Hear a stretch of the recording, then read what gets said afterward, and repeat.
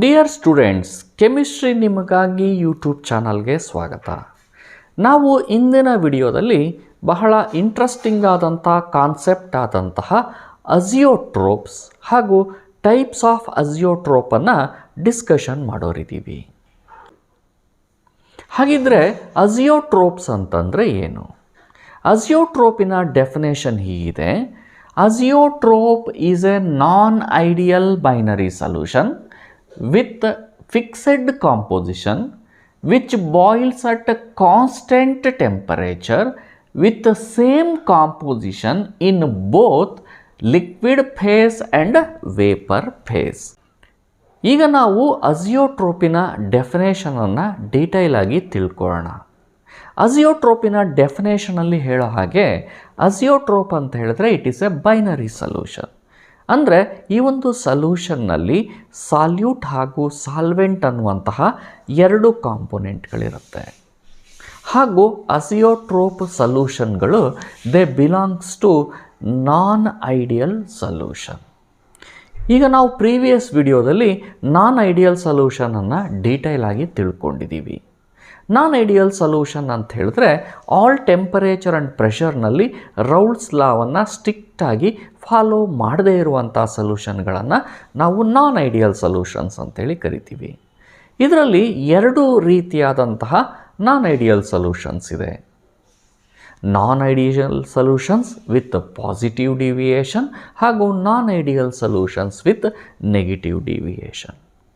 ಈ ಪ್ರತಿಯೊಂದು ಗುಂಪಿನ ಸೊಲ್ಯೂಷನ್ಗೂ ಕೂಡ ನಾವು ಎಕ್ಸಾಂಪಲ್ಗಳನ್ನು ಹಾಗೂ ಗ್ರಾಫಿಕಲ್ ರೆಪ್ರೆಸೆಂಟೇಷನನ್ನು ಪ್ರೀವಿಯಸ್ ವಿಡಿಯೋದಲ್ಲಿ ಕಲ್ತಿದ್ದೀವಿ. ಈಗ ಅಜಿಯೋಟ್ರೋಪಿನ ಡೆಫಿನೇಷನಲ್ಲಿ ಹೇಳಿದ ಹಾಗೆಯೇ azeotrope is a binary solution. ಹಾಗಾಗಿ ಈ ಒಂದು ಸೊಲ್ಯೂಷನ್ನಲ್ಲಿ ಎರಡು ಕಾಂಪೊನೆಂಟ್ ಇರುತ್ತೆ. ಒಂದು ಸಾಲ್ಯೂಟ್ ಕಾಂಪೊನೆಂಟ್, ಇನ್ನೊಂದು ಸಾಲ್ವೆಂಟ್ ಕಾಂಪೊನೆಂಟ್ ಆಗಿರುತ್ತೆ. ಹಾಗೂ ಅವೆರಡು ಲಿಕ್ವಿಡೇ ಆಗಿರುತ್ತೆ. ಹಾಗೂ ಈ ಒಂದು ಬೈನರಿ ಸೊಲ್ಯೂಷನ್ಸ್ಗಳು ನಾನ್ ಐಡಿಯಲ್ ಸೊಲ್ಯೂಷನ್ಸ್. ಅಂದರೆ ಆಲ್ ಟೆಂಪರೇಚರ್ ಆ್ಯಂಡ್ ಪ್ರೆಷರ್ನಲ್ಲಿ ರೌಲ್ಸ್ ಲಾವನ್ನು ಸ್ಟ್ರಿಕ್ಟಾಗಿ ಫಾಲೋ ಮಾಡದೇ ಇರುವಂಥ ಸೊಲ್ಯೂಷನ್ಗಳು. ಇನ್ನು ನಾನ್ ಐಡಿಯಲ್ ಸೊಲ್ಯೂಷನ್ಗಳಲ್ಲಿ ಎರಡು ರೀತಿಯಾದಂಥ ನಾನ್ ಐಡಿಯಲ್ ಸೊಲ್ಯೂಷನ್ಸ್ ಇದೆ. ಒಂದು non ideal solutions with positive deviation ಹಾಗೂ non ideal solution with negative deviation. ಈಗ non ideal solution with positive ಡಿವಿಯೇಷನ್ಗೆ ನಾವು ಪ್ರೀವಿಯಸ್ ವಿಡಿಯೋದಲ್ಲಿ ಎಥನಾಲ್ ಹಾಗೂ ಅಸಿಟೋನಿನ ಎಕ್ಸಾಂಪಲನ್ನು ಹಾಗೂ ಎಥನಾಲ್ ಹಾಗೂ ವಾಟರ್ನ ಎಕ್ಸಾಂಪಲನ್ನು ಡಿಸ್ಕಷನ್ ಮಾಡಿದ್ವಿ. ಈ ಎರಡೂ ರೀತಿಯ non ideal solution with positive ಡಿವಿಯೇಷನನ್ನು ಸೂಕ್ಷ್ಮವಾಗಿ ಇನ್ನೊಮ್ಮೆ ನೆನಪು ಮಾಡಿಕೊಳ್ಳೋಣ. ನಾವೀಗ ಅಸಿಟೋನ್ ಹಾಗೂ ಎಥನಾಲ್ನಿಂದ ಆಗಿರುವಂತಹ ಒಂದು ಬೈನರಿ ಸೊಲ್ಯೂಷನನ್ನು ಕನ್ಸಿಡರ್ ಮಾಡಿದ್ರೆ, ಅಸಿಟೋನ್ ಹೆಚ್ಚು ವೊಲಟೈಲಿಟಿಯನ್ನು ಹೊಂದಿರೋದ್ರಿಂದಾಗಿ ಇದರ ವೇಪರ್ ಪ್ರೆಷರ್ ಹೆಚ್ಚಾಗಿರುತ್ತೆ. ಎಥನಾಲ್ನ ವೊಲಟೈಲಿಟಿ ಅಸಿಟೋನ್ಗೆ ಕಂಪೇರ್ ಮಾಡಿದ್ರೆ ಕಡಿಮೆ ಇರೋದ್ರಿಂದ ಇದರ ವೇಪರ್ ಪ್ರೆಷರ್ ಕಡಿಮೆ ಇರುತ್ತೆ. So as the mole fraction of the solute in the solution variation ಆದ ಹಾಗೆಯೇ partial vapour pressure of acetone ಹಾಗೂ ಪಾರ್ಷಿಯಲ್ ವೇಪರ್ ಪ್ರೆಷರ್ ಆಫ್ ಎಥನಾಲನ್ನು ಈ ರೀತಿಯಲ್ಲಿ ಪ್ಲಾಟ್ ಮಾಡ್ಬೋದು. And total vapour pressure on a solution containing acetone ಮತ್ತು ಎಥನಾಲನ್ನು ನಾವು ಬರೆದ್ರೆ ನಮ್ಮ ಎಕ್ಸ್ಪೆಕ್ಟೆಡ್ ಹಾಗೂ ಎಕ್ಸ್ಪೆರಿಮೆಂಟಲ್ ವ್ಯಾಲ್ಯೂ ಈ ರೀತಿಯಲ್ಲಿ ಬರಬೇಕು ಅನ್ನುವಂಥದ್ದನ್ನು ಹೇಳುತ್ತೆ. ಆದರೆ ಅಸಿಟೋನ್ ಹಾಗೂ ಎಥನಾಲನ್ನು ಹೊಂದಿರುವಂತಹ ಒಂದು ಸೊಲ್ಯೂಷನ್ನಲ್ಲಿ ನಮ್ಮ ನಿರೀಕ್ಷೆಗಿಂತ ಹೆಚ್ಚು ವೇಪರ್ಸ್ಗಳು ಫಾರ್ಮೇಷನ್ ಆಗೋದ್ರಿಂದ ವೇಪರ್ ಪ್ರೆಷರ್ ಕೂಡ ಜಾಸ್ತಿ ಇರುತ್ತೆ. And the solution shows positive deviation. Positive deviation ಬರೋದ್ರಿಂದಾಗಿ ಇದರ ಒಂದು ವೇಪರ್ ಪ್ರೆಷರನ್ನು ನಾವು ಅಬ್ಸರ್ವ್ ಮಾಡಿದ್ರೆ ಸೊ ಈ ರೀತಿಯಾದಂತಹ ಒಂದು ಲೈನನ್ನು ನಾವು ಕಾಣಬಹುದು. ಇಲ್ಲಿ ಸೂಕ್ಷ್ಮವಾಗಿ ಗಮನಿಸ್ರಿ, ಈ ಒಂದು ನಾನ್ ಐಡಿಯಲ್ ಸೊಲ್ಯೂಷನಲ್ಲಿ vapour pressure of the solution positive deviation ಆಗಿದೆ, ಅಂದರೆ ಹೆಚ್ಚಾಗಿದೆ.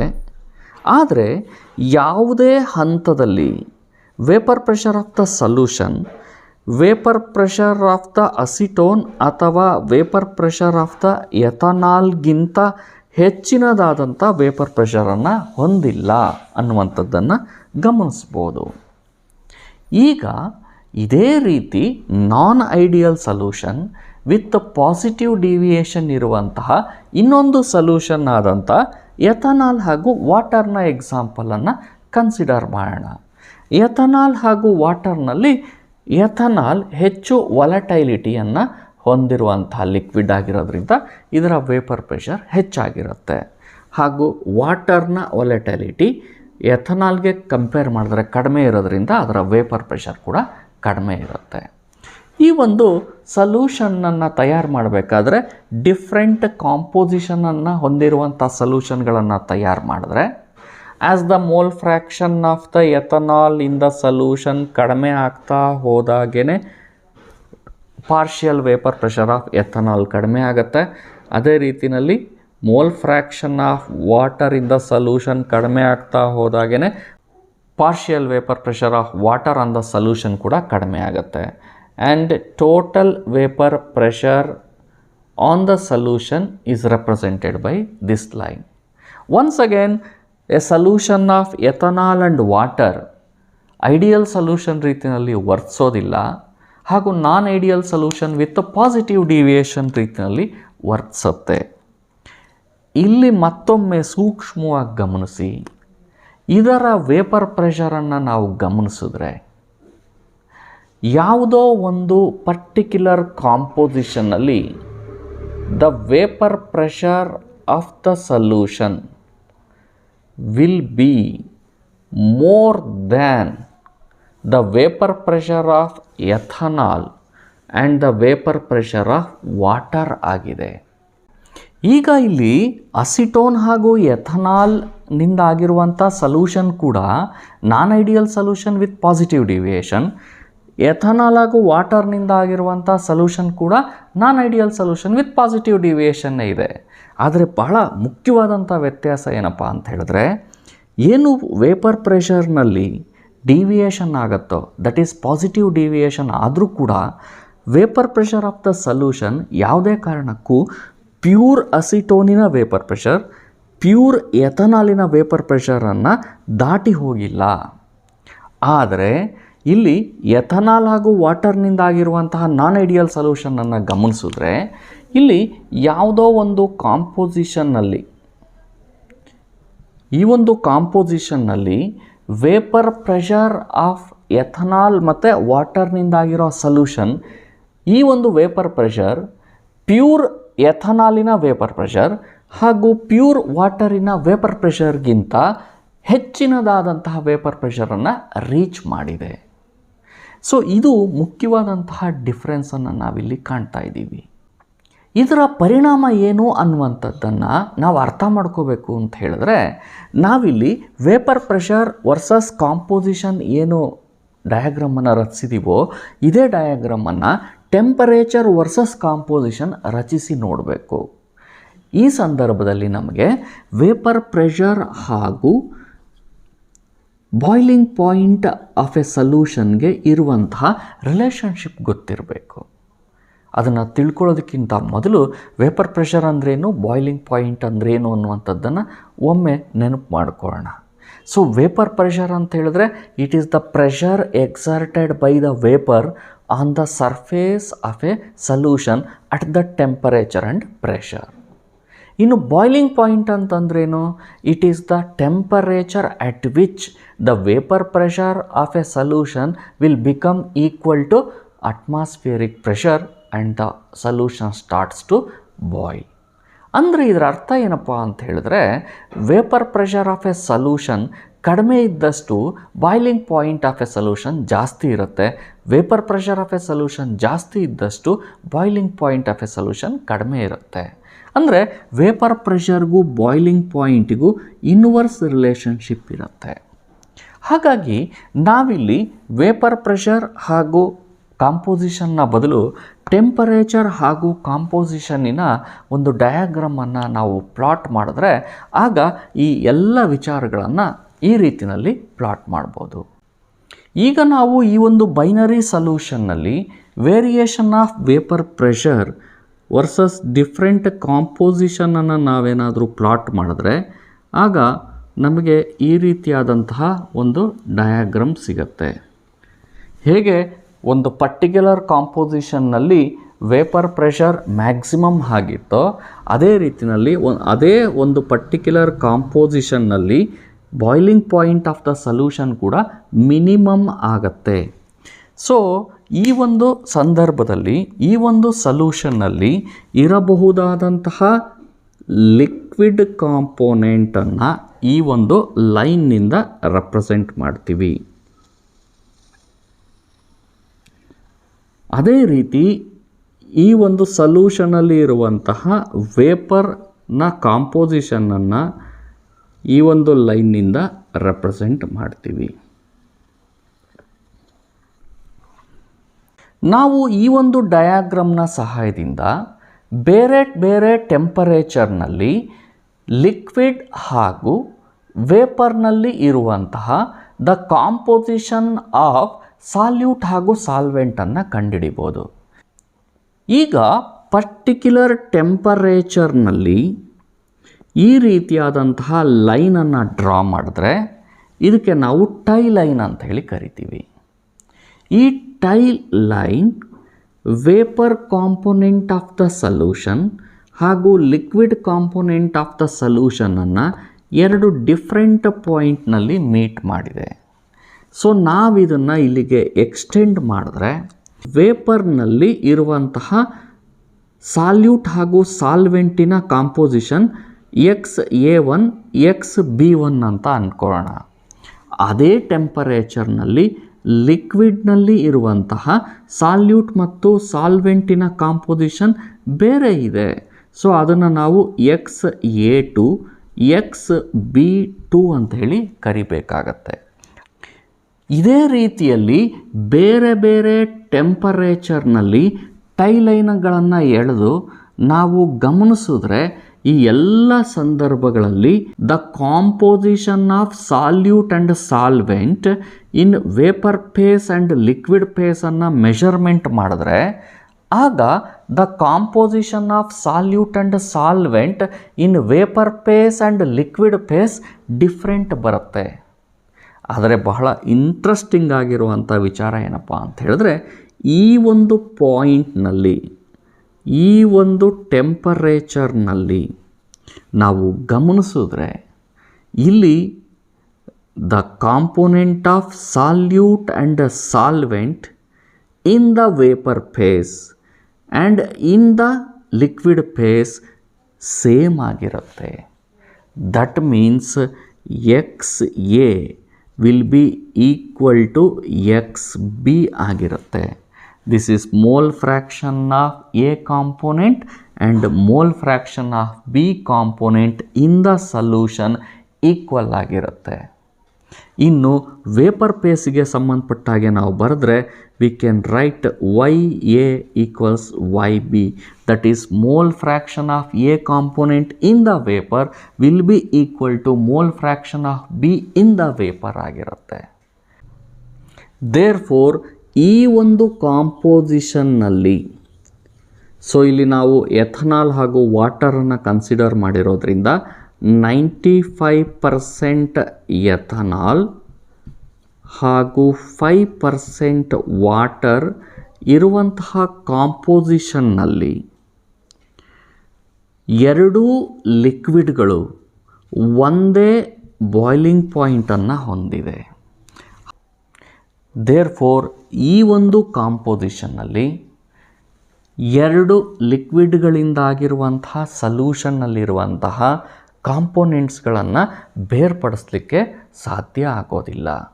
ಕಾರಣ ಏನಪ್ಪ ಅಂತ ಹೇಳಿದ್ರೆ ಆ ಎರಡೂ ಲಿಕ್ವಿಡ್ಗಳು ಸೇಮ್ ಟೆಂಪರೇಚರ್ನಲ್ಲಿ ಬಾಯ್ಲ್ ಆಗ್ತಾ ಇರುತ್ತೆ. ಇದೇ ವಿಚಾರವನ್ನು ನಾವು ಡೆಫಿನೇಷನಲ್ಲಿ ಹೇಳಿದ್ವಿ.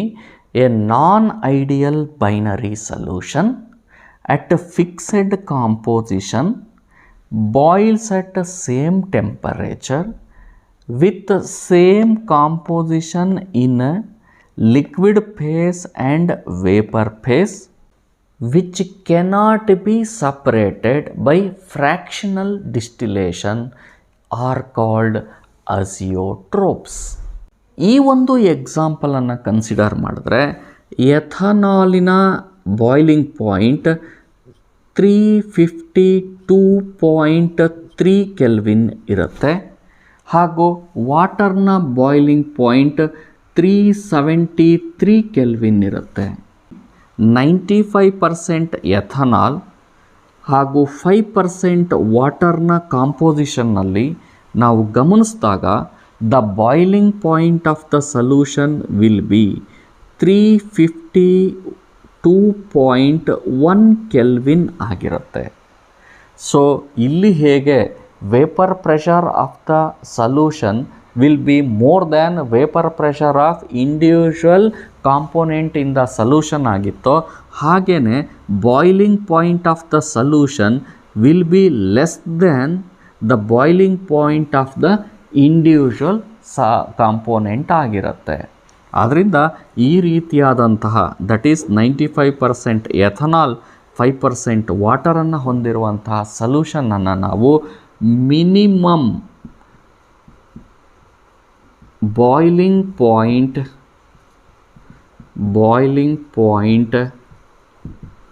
ಅಸಿಯೋಟ್ರೋಪ್ ಅಂತ ಹೇಳಿ ಕೂಡ ಕರಿತೀವಿ.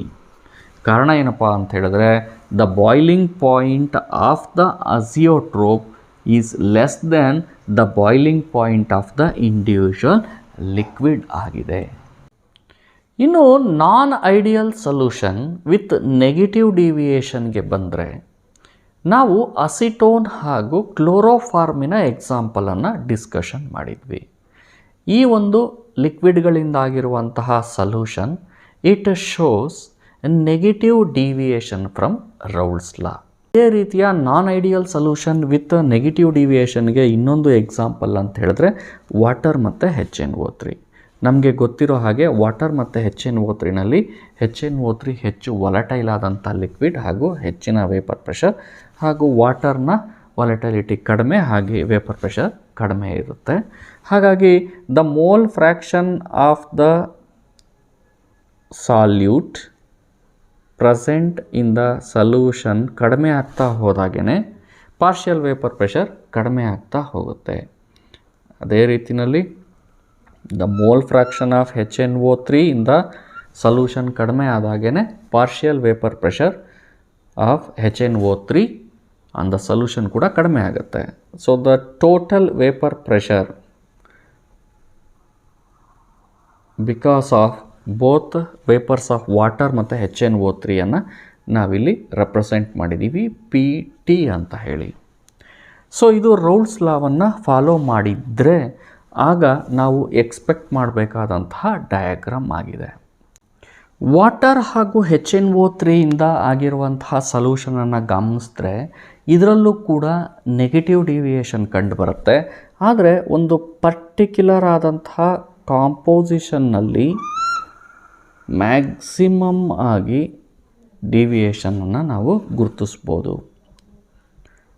ಅಂತ ಹೇಳಿದ್ರೆ 68% HNO3 ಹಾಗೂ 32% ವಾಟರ್ ಕಾಂಪೋಸಿಷನನ್ನು ಹೊಂದಿರುವಂತಹ ಸಂದರ್ಭದಲ್ಲಿ vapour pressure of the solution is less than the vapour pressure of pure water and vapour pressure of pure HNO3 ಆಗಿದೆ. ಸೊ ಇದೇ ಒಂದು ಡಯಾಗ್ರಾಮನ್ನು ನಾವು ವೇಪರ್ ಪ್ರೆಷರ್ ವರ್ಸಸ್ ಕಾಂಪೋಸಿಷನ್ನ ಬದಲು ಟೆಂಪರೇಚರ್ ವರ್ಸಸ್ ಕಾಂಪೋಸಿಷನನ್ನು ನಾವು ಗುರುತಿಸಿದ್ರೆ, ಸೊ ವಾಟರ್ನ ವೇಪರ್ ಪ್ರೆಷರ್ ಕಡಿಮೆ ಇದೆ ಹಾಗೂ ಇದರ ಬಾಯ್ಲಿಂಗ್ ಪಾಯಿಂಟ್ ಹೆಚ್ಚಾಗಿರುತ್ತೆ. ಅದೇ ರೀತಿಯಲ್ಲಿ HNO3ಯ ವೇಪರ್ ಪ್ರೆಷರ್ ಜಾಸ್ತಿ ಇದೆ, ಇದರ ಬಾಯ್ಲಿಂಗ್ ಪಾಯಿಂಟ್ ಕಡಿಮೆ ಇರುತ್ತೆ. ನಮಗೀಗಾಗಲೇ ಗೊತ್ತಿದೆ ವಾಟರ್ನ ಬಾಯ್ಲಿಂಗ್ ಪಾಯಿಂಟ್ 273 ಕೆಲ್ವಿನ್ ಇದೆ. ಬಾಯ್ಲಿಂಗ್ ಪಾಯಿಂಟ್ ಆಫ್ HNO3 ಕಡಿಮೆ ಇರುತ್ತೆ, 359 ಕೆಲ್ವಿನ್ ಇದೆ. ಸೊ ಈಗ ನಾವು ಇದೇ ಒಂದು variation of vapour pressure versus ಕಾಂಪೋಸಿಷನನ್ನು ನಾವು ಪ್ಲಾಟ್ ಮಾಡಿದ್ರೆ ಆಗ ಈ ಒಂದು ಡಯಾಗ್ರಾಮನ್ನು ನಾವು ಈ ರೀತಿಯಲ್ಲಿ ಕಾಣ್ಬೋದು.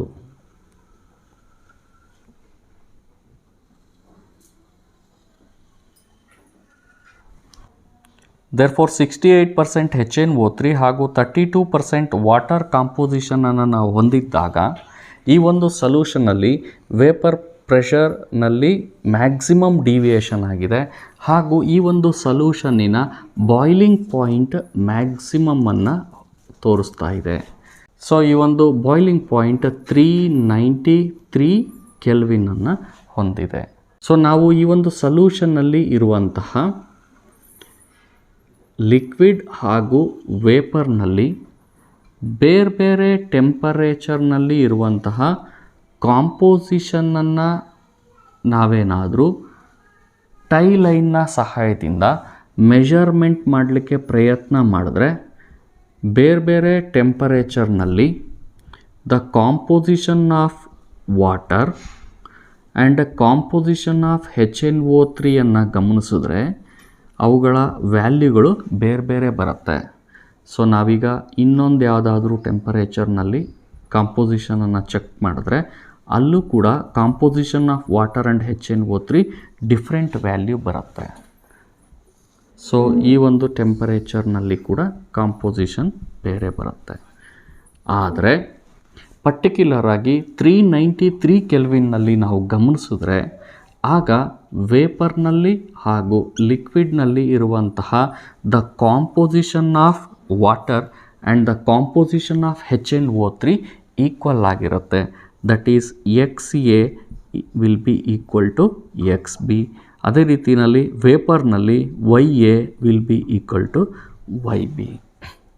ನಾವು ಹೇಗೆ non ideal solution with positive ಡಿವಿಯೇಷನಲ್ಲಿ ಗಮನಿಸಿದ್ವೋ ಅದೇ ರೀತಿಯಲ್ಲಿ non ideal solution with negative ಡಿವಿಯೇಷನಲ್ಲೂ ಕೂಡ 68% HNO3 ಹಾಗೂ 32% ವಾಟರ್ ಈ ಫಿಕ್ಸೆಡ್ ಕಾಂಪೋಸಿಷನನ್ನು ಹೊಂದಿರುವಂತಹ ಸೊಲ್ಯೂಷನ್ ಇಂಡಿವಿಜುವಲ್ ಆಗಿ ಇರುವಂತಹ ಲಿಕ್ವಿಡಿನ ಬಾಯ್ಲಿಂಗ್ ಪಾಯಿಂಟ್ಗಿಂತ ಭಿನ್ನವಾದಂತಹ ದಟ್ ಈಸ್ 393 ಕೆಲ್ವಿನ್ನಲ್ಲಿ ಎರಡೂ ಲಿಕ್ವಿಡ್ಗಳು ಬಾಯ್ಲ್ ಆಗಲಿಕ್ಕೆ ಶುರುವಾಗುತ್ತೆ. ಈ ಒಂದು ಟೆಂಪರೇಚರ್ನಲ್ಲಿ the composition of component A ಮತ್ತು B ವೇಪರ್ ಫೇಸಲ್ಲೂ ಹಾಗೂ ಲಿಕ್ವಿಡ್ ಫೇಸಲ್ಲೂ ಸೇಮ್ ಇರುತ್ತೆ. ದೇರ್ಫೋರ್ ಈ ಒಂದು ಕಾಂಪೋಸಿಷನನ್ನು ರೀಚ್ ಮಾಡಿರುವಂತಹ ಲಿಕ್ವಿಡ್ನಿಂದಾಗಿರುವಂತಹ ಸೊಲ್ಯೂಷನ್ನಲ್ಲಿರುವಂತಹ ಕಾಂಪೋನೆಂಟನ್ನು ಫ್ರ್ಯಾಕ್ಷನಲ್ ಡಿಸ್ಟಿಲೇಷನ್ ಮಾಡಿ ಬೇರೆ ಬೇರೆ ಮಾಡಲಿಕ್ಕೆ ಬರೋದಿಲ್ಲ. ಸೊ ಈ ರೀತಿಯಾದಂತಹ ಸೊಲ್ಯೂಷನ್ನಲ್ಲಿ ನಾವು ಗಮನಿಸಿದ್ರೆ ಸೊಲ್ಯೂಷನ್ನಿನ boiling point that is 393 kelvin ಏನಿದೆಯೋ ಇದು ಇಂಡಿವಿಜುವಲ್ ಲಿಕ್ವಿಡಿನ ಬಾಯ್ಲಿಂಗ್ ಪಾಯಿಂಟ್ಗಿಂತ ಹೆಚ್ಚಾಗಿರೋದ್ರಿಂದಾಗಿ ಈ ರೀತಿಯಾದಂತಹ ಅಜಿಯೋಟ್ರೋಪ್ಗಳನ್ನು ಮ್ಯಾಕ್ಸಿಮಮ್ ಬಾಯ್ಲಿಂಗ್ ಪಾಯಿಂಟ್ ಅಜಿಯೋಟ್ರೋಪ್ಸ್ ಅಂಥೇಳಿ ಕರಿತೀವಿ. ಸೊ ಈ ರೀತಿಯಲ್ಲಿ ಫಿಕ್ಸೆಡ್ ಕಾಂಪೋಸಿಷನನ್ನು ಹೊಂದಿರುವಂತಹ ನಾನ್ ಐಡಿಯಲ್ ಬೈನರಿ ಸೊಲ್ಯೂಷನ್ಗಳು ಪರ್ಟಿಕ್ಯುಲರ್ ಟೆಂಪರೇಚರ್ನಲ್ಲೇ ಬಾಯ್ಲ್ ಆಗಿ ಹಾಗೂ ಇದರಲ್ಲಿರುವಂತಹ ಕಾಂಪೋನೆಂಟ್ಗಳನ್ನು ಫ್ರ್ಯಾಕ್ಷನಲ್ ಡಿಸ್ಟಿಲೇಷನಲ್ಲಿ ಸಪ್ರೇಟ್ ಮಾಡಲಿಕ್ಕೆ ಬರಲಿಲ್ಲ ಅಂತಂದರೆ ಅಂತಹ ಸೊಲ್ಯೂಷನ್ಗಳನ್ನು ನಾವು ಅಜಿಯೋಟ್ರೋಪ್ಸ್ ಅಂತ ಕರಿತೀವಿ. ಇಂತಹ ಅಜಿಯೋಟ್ರೋಪ್ಗಳ ಬಾಯ್ಲಿಂಗ್ ಪಾಯಿಂಟ್ಗಳು ಇಂಡಿವಿಜುವಲ್ ಲಿಕ್ವಿಡ್ಗಳ ಬಾಯ್ಲಿಂಗ್ ಪಾಯಿಂಟ್ಗಿಂತ ಹೆಚ್ಚಾಗಿದ್ದರೆ ಅಂಥ ಅಜಿಯೋಟ್ರೋಪನ್ನು ಮ್ಯಾಕ್ಸಿಮಮ್ ಬಾಯ್ಲಿಂಗ್ ಪಾಯಿಂಟ್ ಅಜಿಯೋಟ್ರೋಪ್ಸ್ ಅಂತೇಳಿ ಕರಿತೀವಿ. ಇದಕ್ಕೆ ಎಕ್ಸಾಂಪಲ್ ಅಂತ ಹೇಳಿದ್ರೆ 68% HNO3 and 32% water. Dear students, ನಾವು ಇಂದಿನ ವಿಡಿಯೋದಲ್ಲಿ ಅಜಿಯೋಟ್ರೋಪ್ಸ್ ಅಂತಂದ್ರೇನು, types of azeotropes with example discussion ಮಾಡಿದ್ದೀವಿ. ಇಂದಿನ ವಿಡಿಯೋ ನಿಮಗೆ ಇಷ್ಟ ಆಗಿದೆ ಅಂತ ಹೇಳಿ ಭಾವಿಸ್ತೀನಿ.